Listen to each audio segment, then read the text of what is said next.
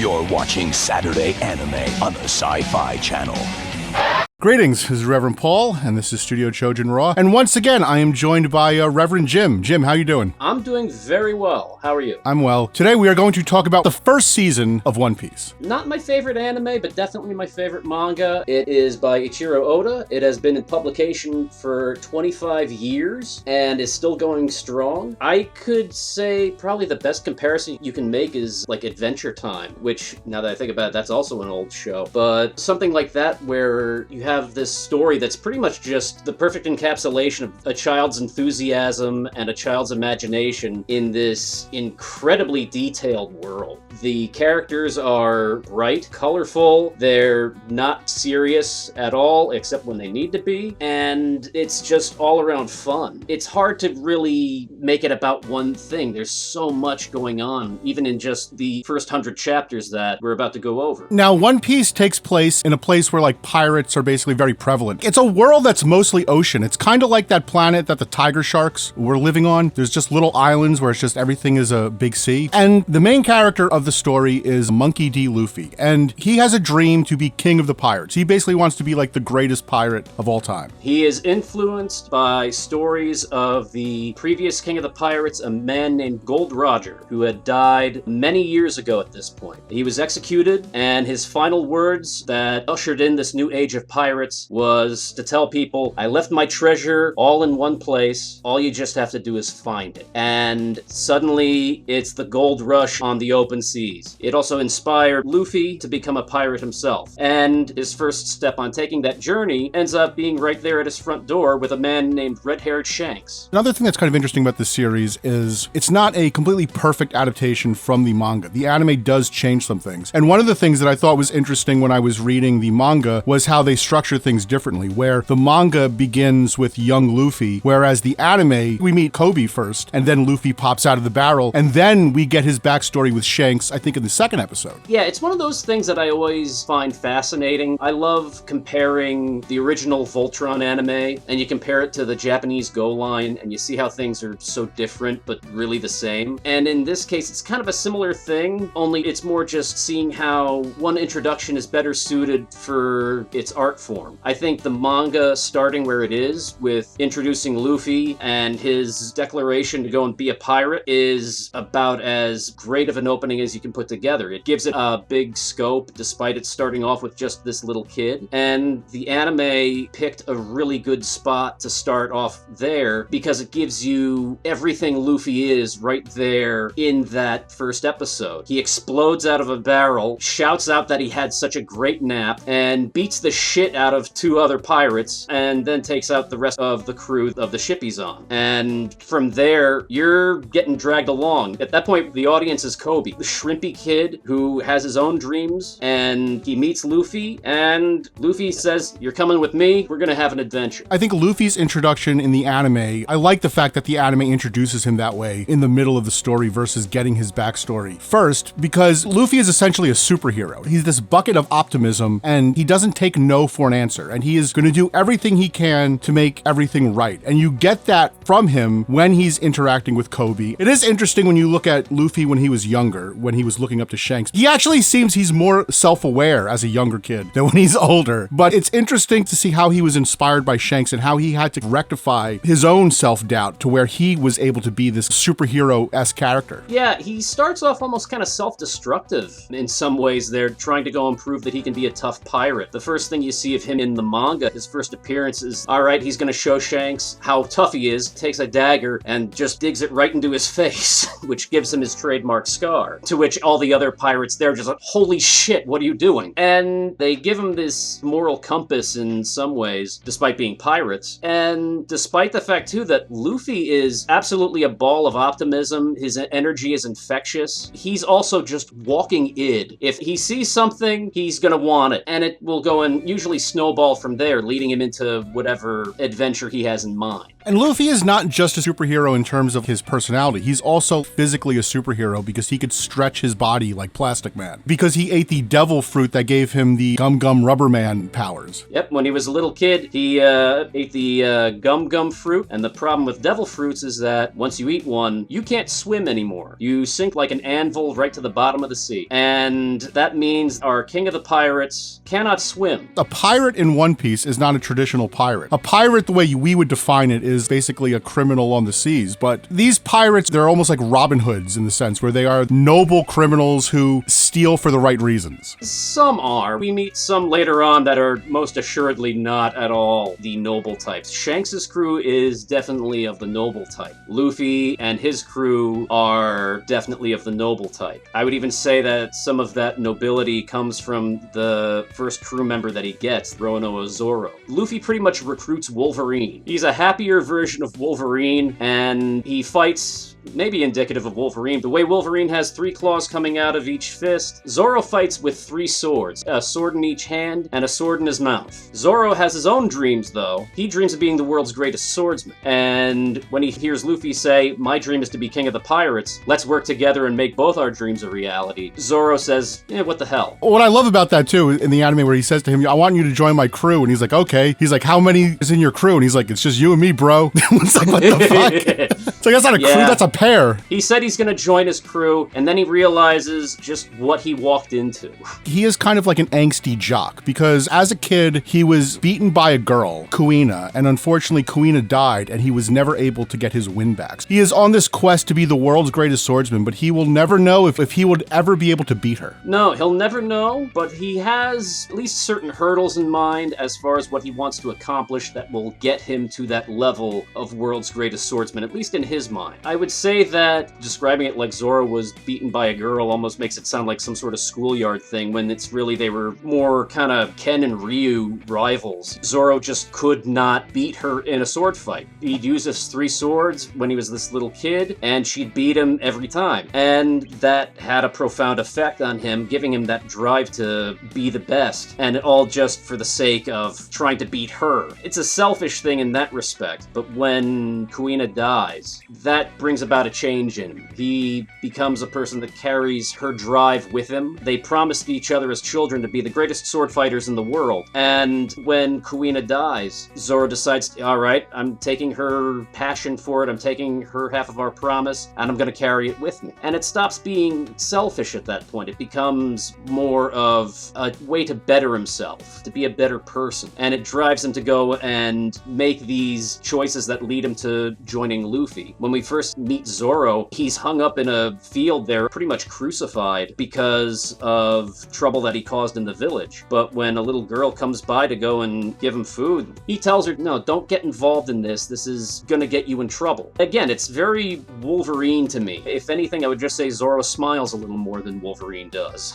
The second person they run into when Luffy and Zoro do their thing, they run into a thief that constantly seems to find a way to get in over her head, a girl by the name of Nami. One of the things I found really interesting is they put a little more focus on Nami in the anime, where they have her popping in and out without much dialogue, happening to be close by when Luffy's doing his thing here or there. But the manga introduces her as she's in the middle of stealing from one of the first reoccurring villains that we have in the series, Buggy the Clown. But we learn more about Nami as it goes on, but she's already like, you're stealing from pirates, you're not living a good life, and if anything, life hit her pretty unfairly as well. What is also cool about Nami, she exposed me to this idea about how influential Lupin III is. Those archetypes in Lupin III exist in anime. Going back to our Cowboy Bebop discussion, I started to realize that Cowboy Bebop is basically a deconstruction of Lupin III. That's exactly what that is. Absolutely, yeah. It's funny you think that, because there are a few times I've thought, as I've watched and read One Piece, you can make a lot of comparisons to Nami and Fujiko. Yeah, when Nami shows up, we have our are Lupin, Jigen, and Fujiko, with Luffy, Zoro, and Nami. I would say more that Zoro's Goemon, but we'll get to their Daisuke Jigen in a little bit. Nami is one of those characters that I would say also has that Fae quality to her, in that you can tell she's hiding something. Something's really up, and we don't find out until a little later. But the next stop they make is on an island where they meet the man, the myth, the legend, the man with thousands of followers by his side, a man known only as Usopp, the Jigen of the team. If anything, just a more nervous and frightened Jigen, but a Jigen nonetheless. I think Nami and Usopp are probably my two favorite characters in the series, and it's because with the other character, Sanji, who comes later, with Luffy, Zoro, and Sanji, you basically have three superheroes, but Nami and Usopp, they're the most human characters where they don't have like these amazing powers. Usopp, he is the most conflicted character because he is a good guy, but he is also a liar, and he is a coward. In the right circumstances, he can also be heroic.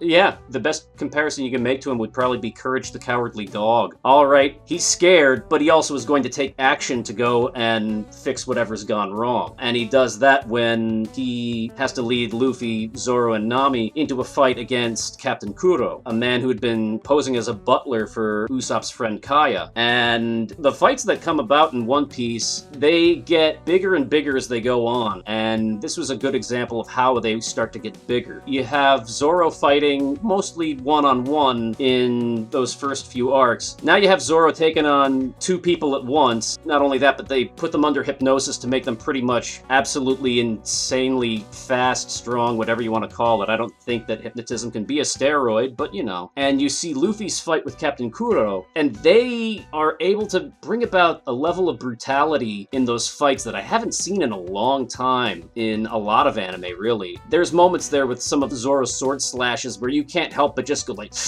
ooh.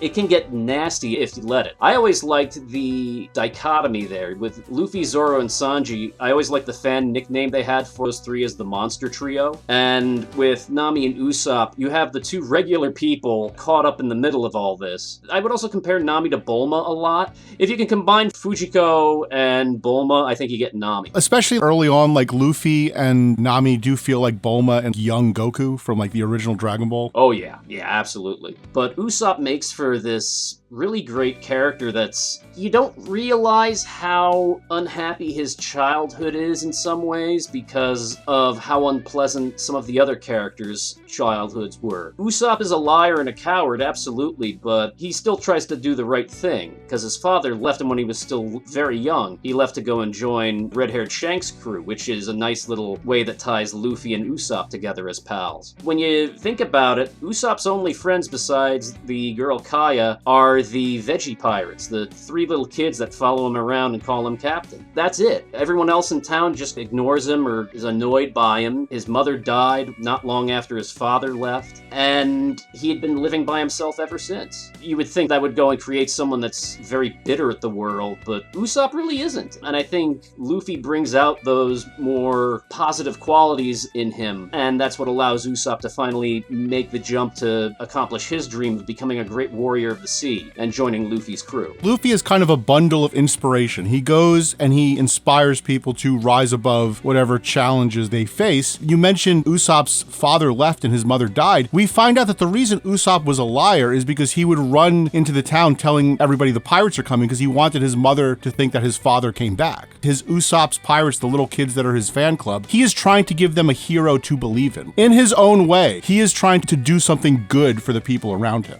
That to me is almost the essence of One Piece there. He really embodies that through that backstory. It's about giving that inspiration, giving that motivation to get you to do something and make something out of yourself, to do the right thing in the face of what looks to be insurmountable pain and sadness. The last member of the crew is Sanji, who they meet on the Baratie, which is like a pirate restaurant where they serve everybody. It's almost supposed to be like holy ground for the Highlanders. They serve everyone there, and there's not supposed to be any conflict there because it is a place where people could come and rest and get refreshed. It doesn't matter who you are. Sanji will go and feed whoever comes through those doors. If they come in and they're hungry, he's going to feed them. It doesn't matter if they have money or not. When Sanji was a kid, he ended up stranded after a ship he was on got wrecked during a storm, just stuck on this little crag of an island with a man named Redleg Zeph. He's stuck on this crag with this old man and finds out that the old man saved him. And this is another thing that I've been kind of looking forward to your reaction, because the way they have it in the anime and the way they have it in the manga are very different. Sanji was saved by Zeph and has given Sanji all the food that they have saved, telling him to try and just take a very little bit at a time, telling him how to ration it out and just survive. And it turns out that Zeph, in the manga at least, to keep himself fed, cut off his own leg and began to eat it. That was the first big difference I noticed when I read the manga. In the anime, they almost make Zeph losing his leg like when Shanks loses his arm, where Zeph loses his leg trying to save Sanji. But in the manga, he eats his own leg, and that to me makes a lot more sense because he's a cook. That's something he would know how to do, is prepare a leg to eat it. I didn't even think of it like that. Holy smoke, that's great. I always liked, too, there's a question and answer section where you can go and ask author Ichiro Oda any question you have in mind about characters, settings, whatever, and he'll give you an answer. Sometimes you know he's being full of shit, but other times he'll give you something that's actually a bit of lore. And when someone asked him about the difference between the manga and the anime, even he was just like, yeah, I suppose having an episode entitled Eat Your Own Leg, the story of Zeph and Sanji, probably wouldn't fly for a kid's show, would it? It just shows you to what lengths that this character would go, and it makes sense because it is consistent with who he is. He is a chef, so he would know how to cook a leg. I never thought of it like that, and that's fantastic. I love that. The anime just makes him like a knockoff Shanks. Yeah, no, I suppose so. I mean, how do you properly show a child that this man cut off his own leg and began to eat it? And this helps establish how much of a cook he is. I think if they did something like that on a kid's show, I think that might be a little much. But I do see what you mean. It kind of lessens that impact a bit, but it serves the purpose it needs to in it shows the lengths to which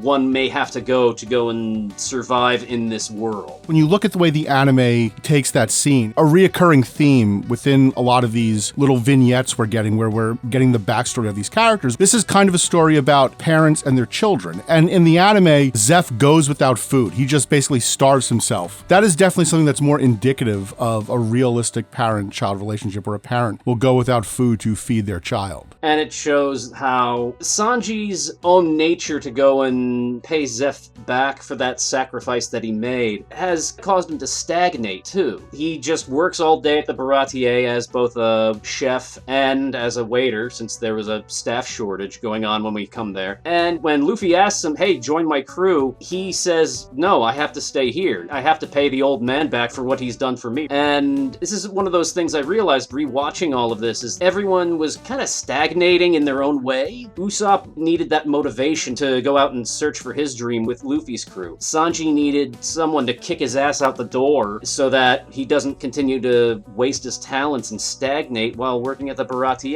To me, it almost feels like it's a story about trying to break free of your parent's shadow. Luffy with Shanks, he admired Shanks, but rather than just be a fan, he has become his own individual, and he is bringing that to everybody else. And then with Sanji, at what point is Sanji just using the sacrifice Zeph made for him as an excuse to just stay where he is and be comfortable? But then Luffy is there to give him the opportunity to step out of his father's shadow and live his dreams. He gives him permission to not be afraid to live his dreams. And I feel like we see the same thing with Usopp, where Usopp is now getting the ability to not just be the son of whatever his father's name is, Usopp or whatever the fuck. Yasop. Zoro is slightly moving on from his rivalry with Kuina. And then the best story arc of this first season is the Arlong Park story arc, where Nami has this evil father figure with the pirate Arlong, who's like a shark fish man. And that really encapsulates the idea of One Piece, where it is about breaking free of family ties that keep you confined to where you are.